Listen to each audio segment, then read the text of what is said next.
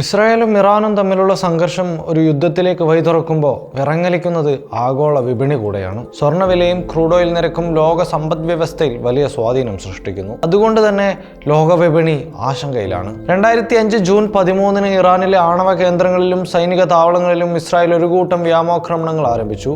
ഇത് ഇറാനിൽ നിന്ന് തൽക്ഷണ പ്രതികാരത്തിന് കാരണമായി. അന്ന് മുതൽ സംഘർഷം തീവ്രവുമായി.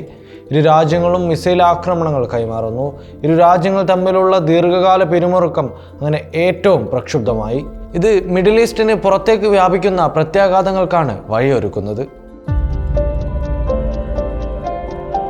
യുദ്ധ സാഹചര്യങ്ങൾ പോലുള്ള അനിശ്ചിത കാലങ്ങളിൽ പലപ്പോഴും സുരക്ഷിത നിക്ഷേപമായി കണക്കാക്കപ്പെടുന്ന സ്വർണം വിലയിൽ കുത്തനെ വർധനവുണ്ടാക്കി. എന്തുകൊണ്ട്? സ്വർണം ഒരു സുരക്ഷിത മാർഗമാണ്. ആഗോള വിപണിയിൽ പ്രതിസന്ധികൾ വരുമ്പോൾ എല്ലാവരും സ്വർണത്തിന് പിന്നാലെ പോകും. ജൂൺ 12 സ്വർണത്തിൻ്റെ വില ഒരു യൂണിറ്റിന് $3,386 ആയിരുന്നു. പക്ഷേ യുദ്ധം തുടങ്ങിയപ്പോൾ ജൂൺ 13 വില കുതിച്ച് $3,432 ആയി. ഒരു ദിവസം കൊണ്ട് 1.36% വർധന. എന്തുകൊണ്ട്? കാരണം ലോകം പേടിച്ചപ്പോൾ ആളുകൾ സ്വർണം വാങ്ങാൻ ഓടിക്കൂടി. തങ്ങളുടെ പണം സുരക്ഷിതമാക്കാൻ വേണ്ടി അവർ സ്വർണത്തിൽ നിക്ഷേപം നടത്തി. ഇസ്രായേലിൻ്റെയും ഇറാനിലെയും സാഹചര്യങ്ങൾ കൂടുതൽ വഷളാകുമ്പോൾ മറ്റു രാജ്യങ്ങളും നിലപാടുകളിൽ വ്യക്തത കാണിച്ചു വരും. ഈ സമയത്ത് നിക്ഷേപകർ സുരക്ഷിത ആസ്തികളായ സ്വർണത്തിലേക്ക് വീണ്ടും ഒഴുകും. ഇത് സ്വർണ്ണവിലയിൽ ഇനിയും വലിയ മുന്നേറ്റങ്ങളാണ് സൃഷ്ടിക്കുക. എണ്ണ ലോകത്തിന്റെ ഇന്ധനമാണ്. കാറുകൾ, ഫാക്ടറികൾ, എന്തിന് നമ്മുടെ നിത്യജീവിതവും കടപ്പെട്ടിരിക്കുന്നു. ആഗോള എണ്ണ ഉൽപാദനത്തിന്റെ ഒരു നിർണായക പ്രദേശമാണ് മിഡിൽ ഈസ്റ്റ്. അവിടെ ഉണ്ടാകുന്ന ഏതൊരു തടസ്സവും എണ്ണവിലയിൽ ഉടനടി പ്രതിഫലിക്കും. ശത്രുത ആരംഭിച്ചതിനെ തുടർന്ന് എണ്ണവില കുത്തനെ കയറി. ജൂൺ 12 ഒരു യൂണിറ്റ് എണ്ണ $69 ആയിരുന്നു. പക്ഷേ ജൂൺ 13 വില $74 ആയി. 7% വർധന. ഒരു ഘട്ടത്തിൽ $78 വരെ എത്തി. എന്തുകൊണ്ട്? മിഡിൽ ഈസ്റ്റിൽ നിന്ന് എണ്ണ വരുന്ന വഴികൾ അടഞ്ഞേക്കുമോ എന്ന് ലോകം ഭയക്കുന്നു. ഹോർമുസ് കടലൊടുക്ക് ലോകത്തിന്റെ 30% എണ്ണ വരുന്ന വഴി.